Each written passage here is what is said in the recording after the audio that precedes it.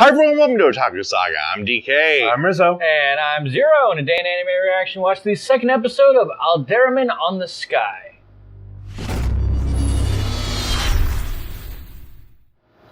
If you want to check out our reaction to the second episode of Alderamin on the Sky, hit that link in the description below. And be sure to give us feedback in the comment section because we love hearing from you. And as always, if you'd like what you see, subscribe to Otaku Saga. And don't forget to like and share our videos. And thanks for watching.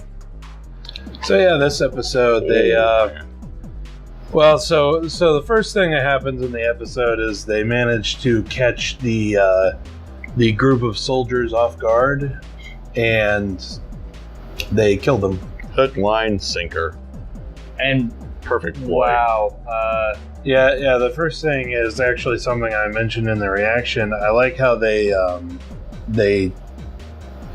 humanized the enemy characters. Yeah. Because you don't often see that. Yeah, they're not just sort of nameless, soulless stormtroopers. Yeah. You know, these guys had personalities and like varying levels of experience. The last guy alive was scared shitless. And for the most part, that's real. Yeah, they instantly believed the asylum seeker story, and they were going this again. They were going to render aid. Yeah. And for the most part, that's pretty much what would happen if something like that was to actually happen. Like, true to life. Yeah. Very true to life. I'm pretty sure that there's like a 20% chance you might run into that gung-ho soldier who's like, no, fuck you. But most people would act like these guys did. they're human. Which just makes the whole process of taking them out just a little bit more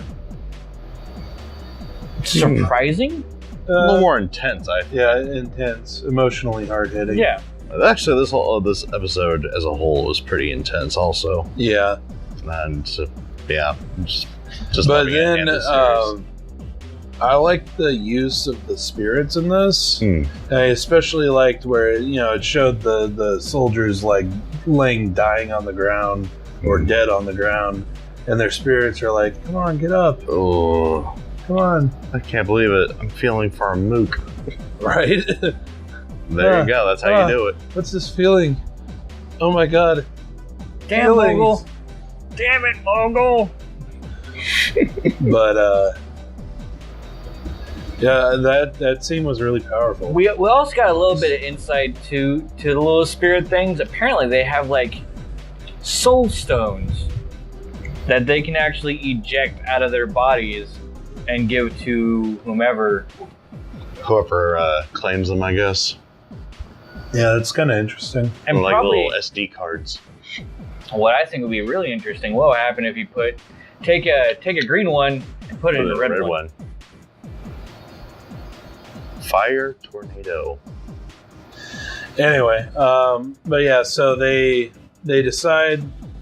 Well, basically, the soldiers had a blimp with them, and they decide to use the blimp to,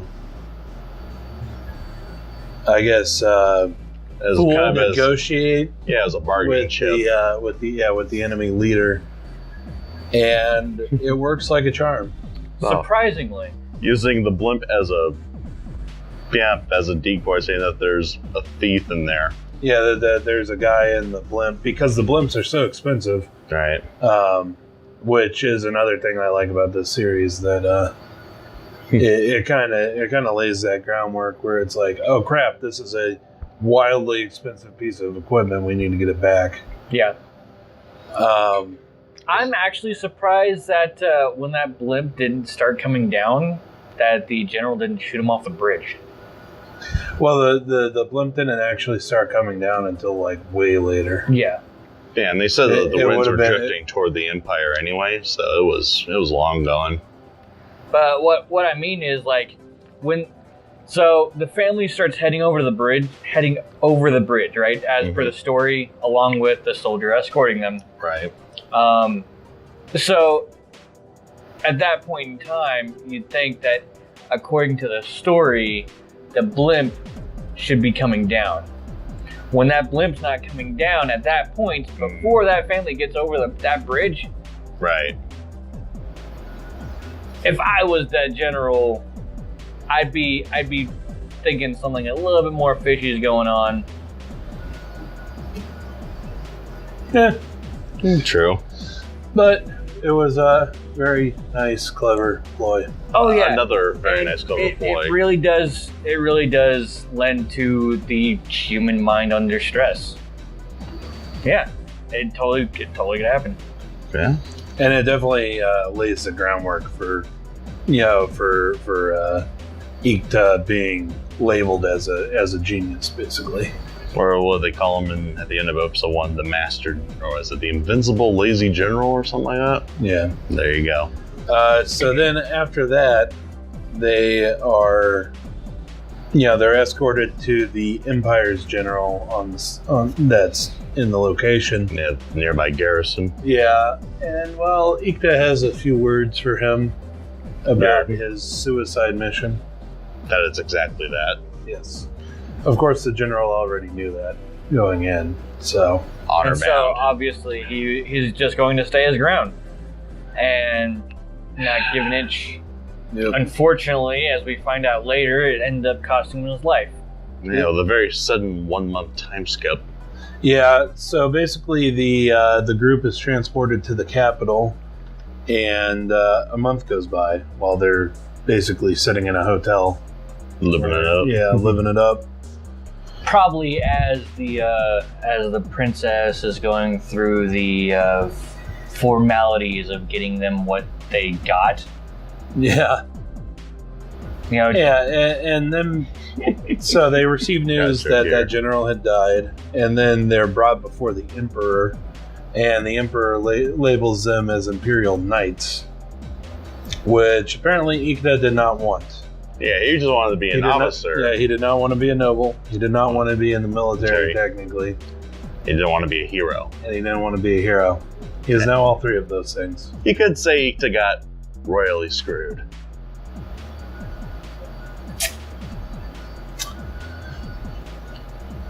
Anyway, so I am really, really liking this series. Oh, yeah. As I said in the episode, it, especially story-wise, it's turning out to be my anime of the season. Like, if this just keeps on going, keeps on trucking just like this, if you don't watch this and you don't like it, I'd be shocked. Like, seriously. I mean, there's nothing but high hopes for this one. I mean, this is Kuro Makuro of the season. Yeah, one of those that we throw our full hype behind. Hype. But very well deserved. Yeah. Very, very well deserved. I mean, so far, it's just broken so many different tropes. It was nowhere near the type of series, speaking for myself, that I was expecting it to be, just from its synopsis. I was kind of expecting it to be more or less a irregular Magic High School type series. Or regular military high school. Yeah. I mean, if this ends up going the same way as Owari no Seraph, where it just, right after this, it goes into this pseudo high school-esque thing, it may lose a little luster. Yeah. I hope that doesn't happen. It may, but it'll still be pretty good. Yeah. Considering. If it does end up doing that, which to be honest, probably will be. I think based off the description, we might get 1 or 2 episodes like that, maybe 3 or 4. Exactly that. Yeah. So that's what I would like to see. 1 or 2. A phase, move on, a story arc, and then then move on to his actual military career. Yeah, that's what I want to get to. I want to see his military career. I think we have high hopes of that just based off the opening, because it does show a lot of them in combat situations. And that scene where Ikta is sitting on a cliffside, out in front of thousands of soldiers. That scene, I want to see that scene. I'm actually looking forward to more of the intrigue and the beef that Ikta has with the Imperials. I want to see that played out more. Oh yeah, we got to learn about Ikta's heritage. Don't talk about his mother. Don't talk shit about his mom. He is a mama's boy. He'll snap your neck with his bare hands. Honestly, talk about anybody's mother. Like, right. That's a good rule usually. So anyway, let us know what you thought of the anime and what you thought of our reaction in the comment section below. Yep, thumbs up if you like it, thumbs down if you don't. But that's gonna do it for this episode of Anime Reaction. As always, I'm DK. I'm Zero. And I'm Rizzo. See you next time.